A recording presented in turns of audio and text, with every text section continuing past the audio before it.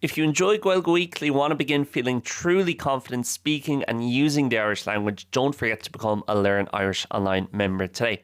I'm not going to bore you with the details of it. The membership contains so much that we'd probably be here all day. What I am going to say is head over to patreon.com/Learn Irish Online and sign up for a free trial today. If it's not for you, you can cancel anytime, but last year 92% of all signups continued past their free trial because it immediately helped them with their confidence as Gaeilge. How? By getting them using the language from day one and not just teaching token phrases or outdated proverbs. So sign up today at patreon.com/Learn Irish Online or on the Patreon app to start speaking real Irish with real confidence. Dí folks, fáilte ras chuig an show, fáilte chuig Gaeilge Weekly EAGRÁN céad is a Ceathracha, dó an legan NÍOS SIMPLÍ, the simpler version, agus EAGRÁN an speisialta atá ann inniu. Very special episode today. Cín fá? Well, an show na leihantaí seo these days, tá mé géirí labhairt agus díreú isteach to focus in on beagnini smó stairn na hÉireann. Agus ní políocht nó cogaí, not wars or politics nó inard mar sin atá clúdaithe ag a lán daoine, ach tá mé géirí labhairt faoi scéaltaí níos lua, scéaltaí níos simúla, agus scéaltaí atá níos dearfaí, smaller, kind of more positive, more interesting stories. Agus sin an rud ó bhfuil mé chun déine inniu. So, is í seo an teachtain fíorfa chun díreú isteach scéal amháin ó iarthar na hÉireann ó Chunnaigh Wayo from the west of Ireland, from County Mayo, mar dé Ceathracha seo an trochú lá, mí bealtaine, 2026, by sé dúirch Ceathracha Bliain on solo ifigul from the official opening to Ireland's West Airport nach no Connacht Airport mar ghliú ag an am sin no mar dermud as Gaeilge Airport Chnoch Wura nach Airport. Now, seans go mbeidh scéal seo ireolalas ag a lán daoine, seans nach mbeidh sé ireolalas ag a lán daoine eile, ach mana bhfuil seo clip beag chun barúil nó íomhá, a kind of idea or an image ó thuirt dit de chuna sa bhí an Airport agus tógáil an Airport ag dul ag tús na hugtaí, how the building or the idea or the concept of this whole airport was going at the very start of the 80s. What exactly is going on here? What do you think is going on? We're building an airport, and I hope the Department of Transport doesn't hear about it. Now, don't tell them. And we're going to have it built in a very, very short time. You see the activity that's going on here. There's another load coming now. And I think it's marvellous, don't you? Are you being absolutely serious about what's going on and here? We have no money. But we're hoping to get it next week or the week after.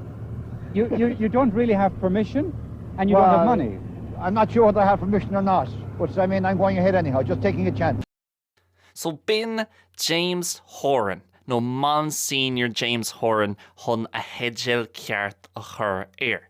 Agus aine a bhí ag Airport Chnoch Wura, Rivishaw, anybody who's ever been to Knock Airport before, when you walk through those doors, nor Hewlin Tussa, tríd na dúirse sin, nuair tá tusa ag dul an Ryanair nó ar Aer Lingus, go Heathrow, no Birmingham, no Faro, no Malaga, no aon áit timpeall down, tá tusa an sin mar gheall lán daoine, mar bhí a lán daoine pórteach san iireacht chun an Airport a thógáil. A lot of people were involved in building the airport. Ach níos mó ná aon duine eile, tá tusa an sin gurt higan I lór Tui Chunnaigh Wayo in the middle of the countryside in a field in Mayo. You're there tá tusan sin mar gheall Monsignor James Horan.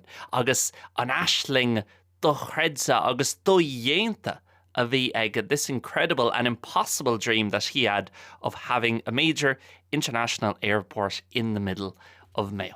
So, how did this happen? Chin hui a harla shisho. Before anything, Rivain Rodella, vi lan ulvucán I gest lesh an EAGRÁN sho. Jin show now ni pudchrela Sarah a Gaeilge Weekly. Gaeilge Weekly is not a history podcast, so if there's one or two things here that's, this date is slightly off, or that detail was missed on sunra sin in Aston, no ton data sin, Buchney Meekhart. I don't think there is. I think everything's fine. Achla Brunner, I don't have all week. There's a lot of other stuff with Learn Irish Online. Talon Rodiella le Learn Irish Online. But I've got all the most important facts, all the most important parts of the story. Na codana is tábhachtaí den scale agus tá siad curtha in order dagam anseo, put in order in front of me, and gonna go through them bit by bit. Ach bhí cúpla foinse a bhí Anna Carroll agus mise ag ulbhú don fud creile seo. Been agaliv a rinne Terry Riley, Uther agus Irishore agus Sanoli for Airforth Chunachwara, an author, a journalist, and also a expert, everything Knock Airport, regarding everything in relation to Knock Airport. Rinne session agaliv lesh on Irish independence, cúpla mío hin, bhí sé an agus carry sé go mórlam hon an tagran seo a ulbhú. Rinne BBC cean anhaá cobá BBC Witness History Series agus rinne siad EAGRÁN Airforth Chunachwara agus freisin rinne radio televiséirean RTE radio a hain episode nósáis radio documentary blianta ó hin agus tá na trí rud sin le fáil Spotify, iTunes agus gach áit eile a bhín tú ag éisteach le do fudchréile. So, dús, hold on scale ceart all to get the right story and to get everything kind of in order. Caithimid dul sheer go 8 We have to go back to 1879. Agus ihawan Arish I Lord ní rá cnochhuire cáúil ag an am seo just áit éigen eile I tua chunnéhuió a bhí ann ach dúirt hartar cúigur jeig go bhaca siad an waidin huire agus go bhaca siad the Lamb of God agus sailsa difriúla agus apparition a bhí ann. Now, cínse go mbeidh tireomí difriúla ag daoine agsúla, people have different opinions on that, sin scéal ha láile ach an rud is tábhachtaí Madger Lenar scale hain in terms of our own story and what we're focusing on today and rud a bhfuil muid ag díreú isteach inne ná ground daoine sin an ihe sin agus ag stalabáistí I gunnéhuió bhí siad san céad fun géad cínse 100% sure go raibh siad ag féchant rud éigen dochredsa sa spéir. They were looking at something unbelievable in the sky. They were looking at the Virgin Mary on Wides Rura. Agus on lá sin go dtí an lá atá nniuhann tá cnuchhuire nó nach an bailile sin I gunnéhuió fear hábhatach san aglas in aglas na hÉireann agus san aglas Catholic timpeall an down. Not only in the Catholic Church in Ireland, but the Catholic Church around the world. So, I written a blianta Zairi Cnuchwara mar áitségan anna cháúil, anna popular, agus anna tábhachtach le haid a lán Catholic. Agus béidir go bhfuil tú ag smaoinú 8 sin fadó, a long time ago. Ach, actually, ní rá sé fadó mar béidir ó ceapan tú, mar Rugu James Horan sa bhliain 19 So ní rá sé sin ach trocha bliain nó gábhlín is trocha tar éis an taspáinú after the apparition agus rugu a hain I gunnéhuió agus cosú le a lán daoine in éireann agus lán fear éireannacha ag an am sin hui sé isteach sa priesthood agus bhí sé mar sagart on the trochadí arrived from 1930s onwards. He was a priest. Agus bhí sé gulper nátsna difriúla in náliamh I Roscommon, hui sé trasna go halban comhma chun a bheith ag gulper an sin I Glasgow. Ach an sin, sna 1960 tháinig sé chuig Cnuchhuire agus nach áitségan fear hábhatach a rís san aglis agus Madger leis an Catholic Church in Éireann. So, 1967 tagann sé go Cnuchhuire agus tosnaíonn sé ag obair an sin mar an sagart paróiste, the parish priest. Agus rih ar le gacrod leis an Teirfort. Hanna féin bhíán choraí, there were a lot of signs. Gur Monsignor Horan buganín difriúil I gumpráid le sagart eile. A bit different compared to other priests. Mar hampla, dairí leis 8,000 punt a bhailiú, chun dance hall a hógáil. He managed to collect 8,000 Irish pounds or punt at the time, or approximately that much, to build a dance hall, which was a huge kind of community hall and community amenity at the time. Ás paibli a bhí ann, agus bhín daoine san áit an a sásta le sin, and then he went quite bigger on the next step, ó bhhad níos mó ar an géad céim eile. Bhí sé pórteach agus bhí ról lornach aige ag tógáil an sépéal atá mar an basilica inach na léihantaí seo. So bhí sé ag teach sús chuig 100 bliain ó haspáinú an Waidin Mhuire, coming up from 100 years from the apparition, agus bhí sesin mar ceanta na daoine a bhíon an sépéal seo a thógáil, an targad áil don sépéal seo, agus a rís chuna bheith ag sprágiú na daoine ag obair mar chuid den sépéal, mar chuid den aglis ag Gnocmhuire agus na háit na timpealir chun an áit dochreid agus aine a bhí ag an basilica in nach ribhe ba isag of cake of more is atá sé how big the basilica is in nach. But it wasn't a basilica at the time until 1979. Ní ag seachtaí. Díreach 100 bliain tar éis taspáinú an Waidin Mhuire 100 years after the apparition, Pope John Paul II came to Ireland. Tháinig an Papa Pope John Paul adó chuig éireann. Agus rugam a hín sa bhliain 2000. So ar nó ní rá mis an sin, cínte a lán daoine ag éisteacht leis an show seo by cuimhní agah seo. You guys will remember an bhliain sin agus an sachtan sin ina rá Pope John Paul, ina rá an Papa John Paul adó in éireann. Agus tá sé dachar, nuair tá tú ag léamh na himhreacha anis, tá sé dachar chunáis over-exaggeration a dhéana ar céicomh mór is a bhí sé seo. Mar ag an am, bhí níos luúin ná 4 bhilliún daoine ina gcónaí in éireann. Seartar beidir 3.6, 3.7 milliún ina gcónaí in éireann. Agus I rith an chúpla lá a bhí an Papa sa tír, bhí lá nimachtaí de friúla im lá clia I Gnocmhuire, in Dublin, in Knock, I Limnach, I Maynooth, in Naillimh, Cumma. Agus Deirtar líon inis says online now that over 2.5 million people attended different events. So drastal níos mó na 2.5 milliún daoine ar na himachtaí de friúla. So bhí sé sin mar gurt 7 fungéad nó 65 fungéad den réonra in éireann ag an am, about 65 or 70% of the population time. And again, this was the zenith of the Catholic Church in Ireland. You know, an aglis agus an aglis Catholicach in éireann ag an am, bhí sé chomh láidir chomh mór sin, chomh cáiliúil sin. Agus bhí thart ar 85 fungéad dena daoine in éireann ag dul chuig affran or amháin in aghaidh na seachtaine. Weekly mass attendance was at about 85%. Now, in the years that went by, the 80s, 90s, 2000s, of course, that's dropped massively. Tá sé sin óhad níos luúinis. So in hindsight, this was a huge moment and the peak of Catholicism in Ireland in many ways. Bhí sé mar an nóméid non pointe is mó, is lorda, is cuachtaí den aglis Catholicach in éireann ag an am.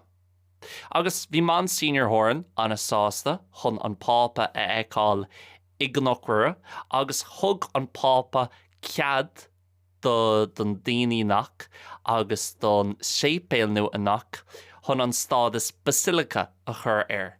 So he gave permission and gave authority basically to have it officially be recognised as a basilica and have basilica status. And still to this day, there are only 2 basilicas in Ireland, in Gaeilge, Basilica in Éireann, Ceann Amháin I Gnocmhuire, Ceann Ella Hús I Lochderg, I Dír Conall up in Donegal. So bhí Monsignor Horan an sásta le sin ach Harla rud éige ná tá cúpla sais a rís cúntas de friúil le seo ach ag deire an chóirt hui an pápa hís áit gan eile ceapam trasna go máú agus an sin go limnach agus dág sé éire ó Airfort na Sionanna. Agus dúirt Terry Riley san aglaibh seo leis an Indo leis an Irish Independence cúpla mí ó hin. Chuir sé seo isteach Monsignor Horan Bioganin.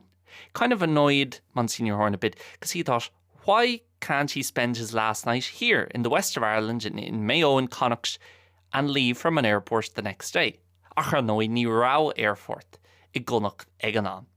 Bhí the láit ag an eile agus an sin fágáil ó Airfort na Sionanna to leave from Shannon Airport the next day. Now, arno I teige mé sin ach ag leave Bioganin faoi inné hug mé fi deara go rá imachtaí on law dar gion. So he was in Knock basically on the second last day of the visit, and on the last day he did do stuff. He went to Maynooth and he went to Limerick, did a mass in Limerick. So ní rá sé cosúil, oh, he just left because he had to be at an airport for the next morning. It wasn't quite that. So ní mé céad fan génsa faoi sin ach rud óháin atá céad fan géad cínsa gan doubt.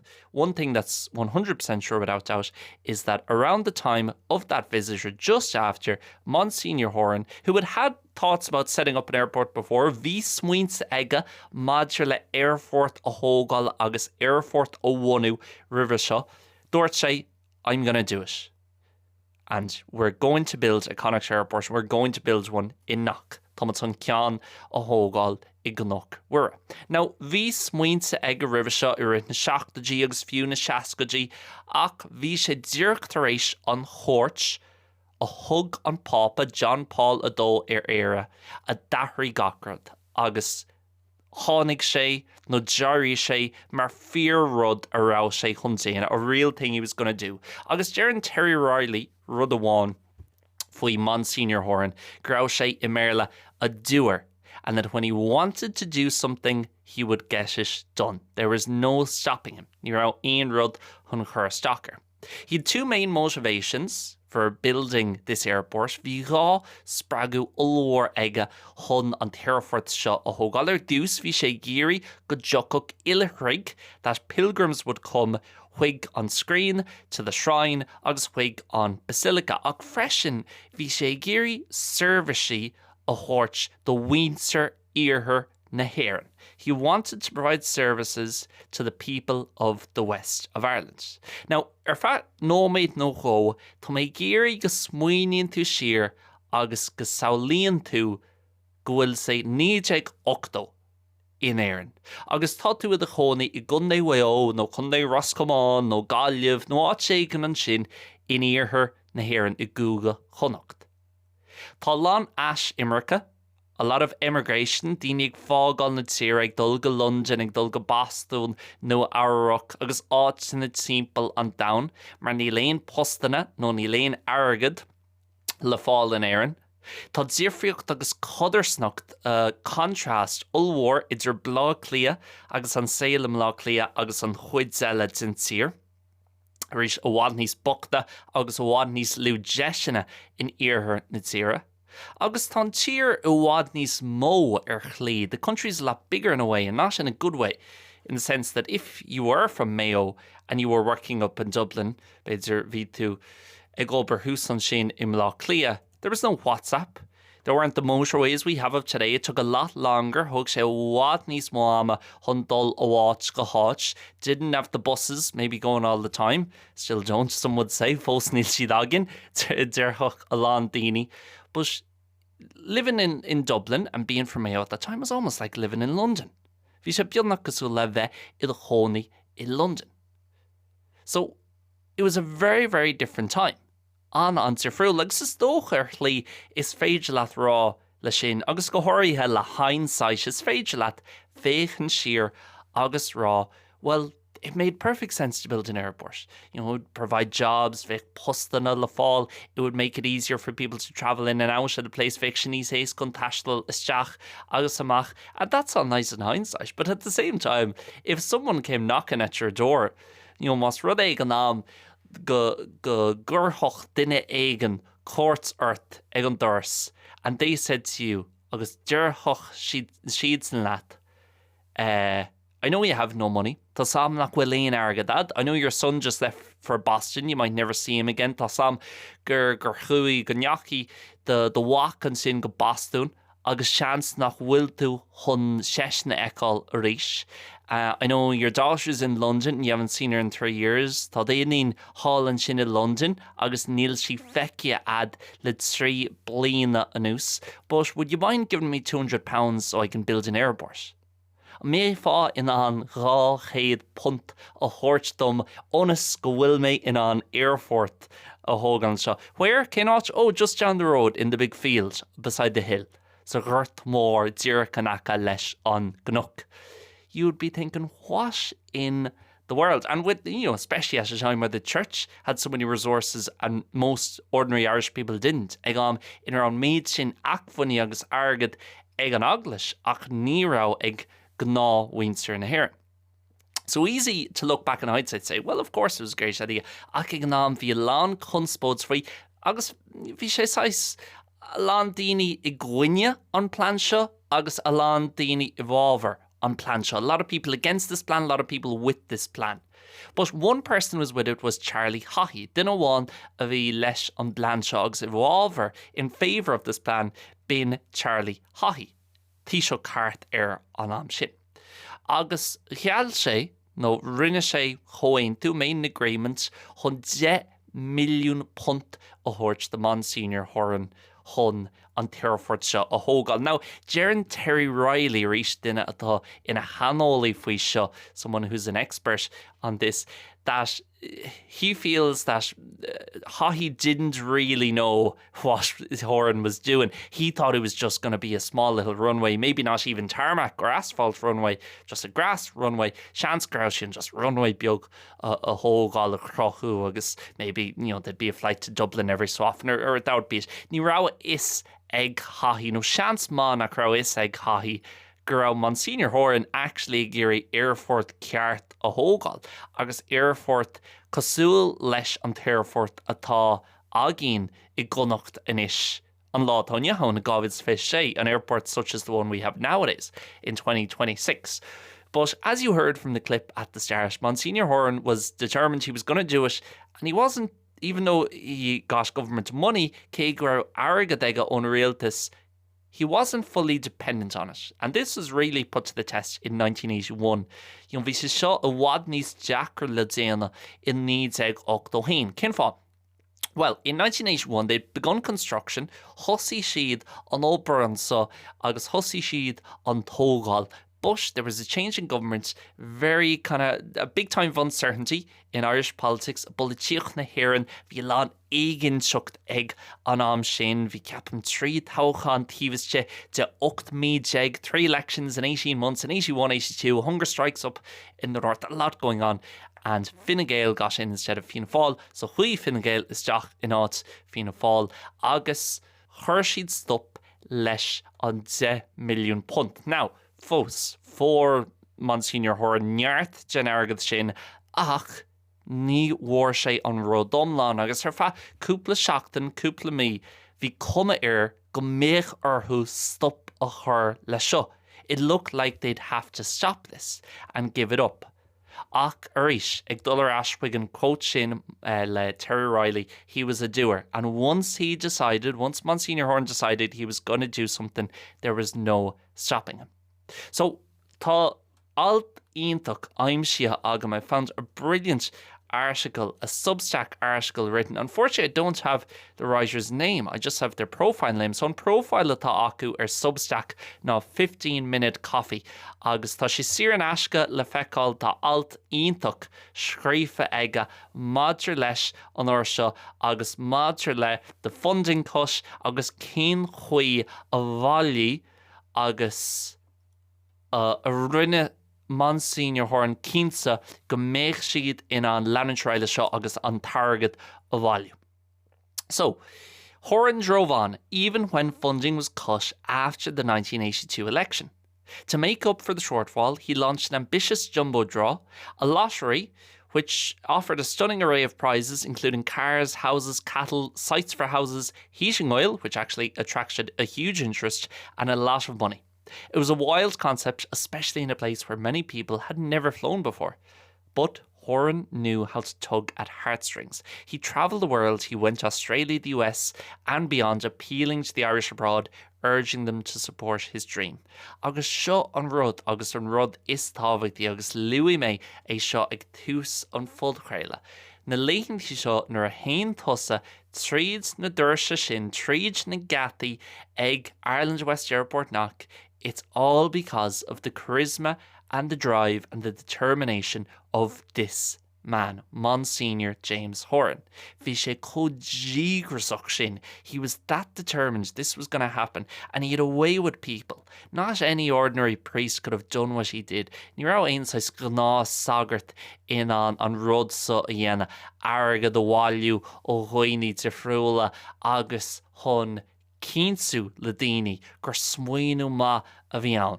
Bhí an roiarc aige in Aintree. He had the vision in his head and he managed to put it across to people and get people who had no money to believe in this. Daoine gan éon argad, gan éon acmhainní. Thosaigh siad sin ag smaoinú gur raibh sé seo mar rud indéanta, that this was a possible thing, that this could work and that this was a good idea. And between how he convinced the government, but also everyday people from around Ireland and around the world, simple and down. And as you say there, or as the article says, at the age of 70, travelling to the US and Australia, a isha shock though, ag dulgdí na Stáit Aontaithe, ag dulgdí in Austral, agus ag déanú aglah le CBS, doing interviews with CBS mar hampla.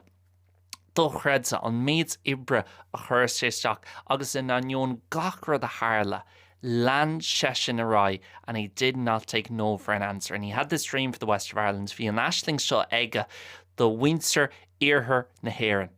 Agus bhain sé amach é. Mar trís na blianta dairi leis chun níos mó argads a bháiliú, he managed to collect and raise more and more money. And in the end, in 1985, the airport was finally done. Bhí an Tirfort Saint bhí sé críicne in 1985 agus an Google lá is fithe de bhí fómhar dog agus landál an chéad eitilt ón airport chunach uair. When you look across there at the hundreds on the hills and on the opposite side of the runway out to the perimeter. It reminds me of the Papal Visit. That's right. It reminds me of the Papal Visit when the hills at Knock were covered with people. I see crowds and crowds of people over there on the hills, and I'm glad that I have an opportunity of viewing this aircraft taking off.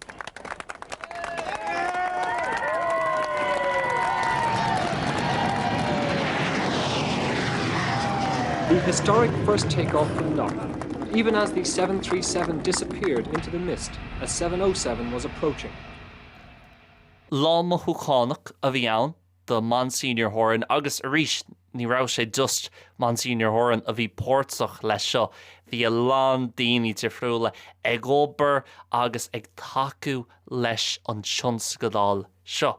Agus seans gohfuil daoine ag éisteach leis an budchréile seo a d'oibriú ag an airport irid na hochtaidí a chairí le Monsignor Horan agus a chairí leis an effort agus an iirecht seo, the collective effort le chéile chun an aisling seo a bhaint amach agus an Tirfort a chruthú agus é seo a chóirt ó aisling gur rud a bheith ann sa fearhell to bring this from what was just a dream to something that was actually real life. 1986, this weekend, 40 years ago, in Ceathracha seo carcha bliain ó hin.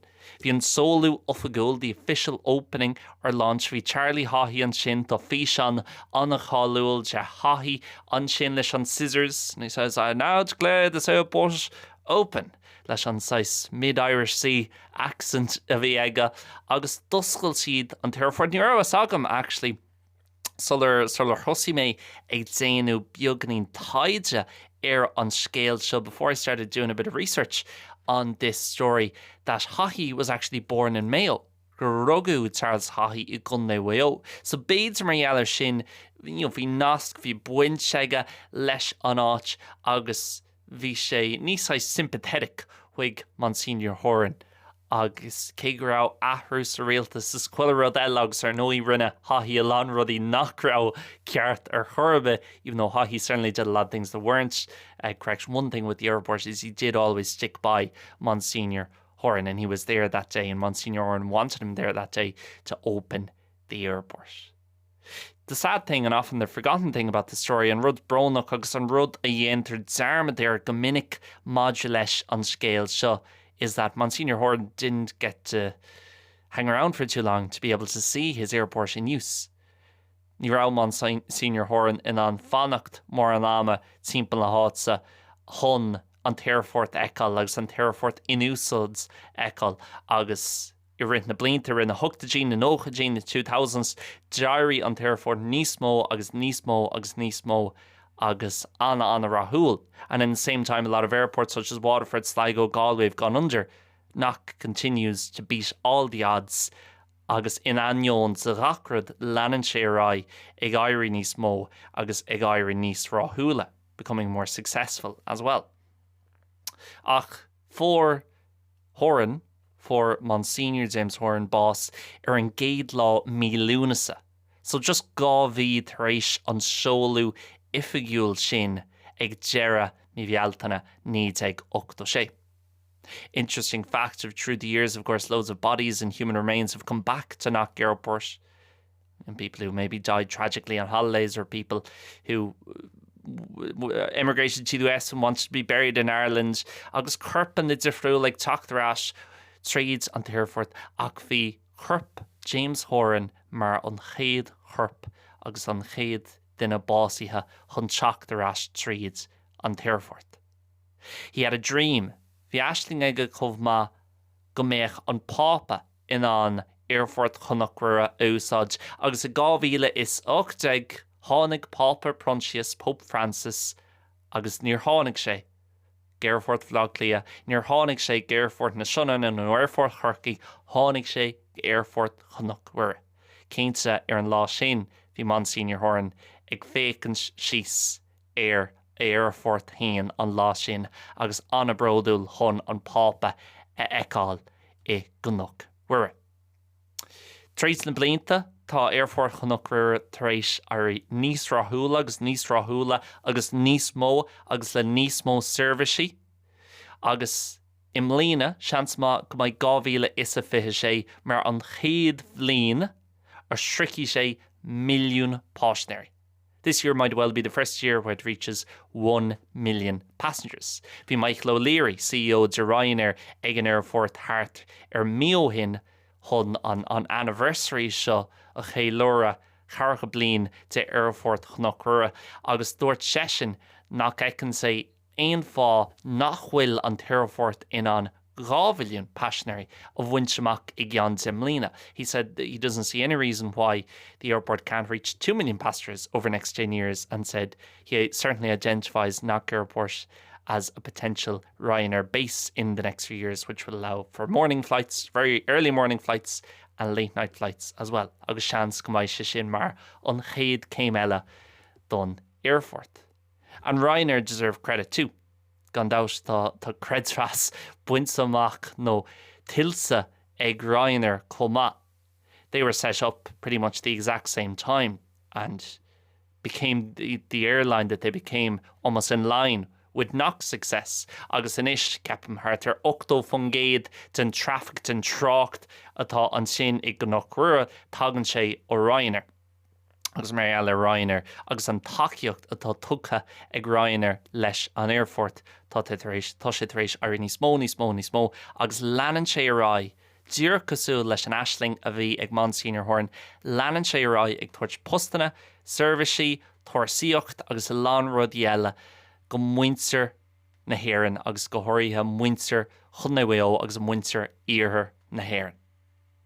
Tá mé sé ag síon seo sa bhliain 2026. Beag nach 150 bliain ina dhia don apparition agus don taspáinú sin.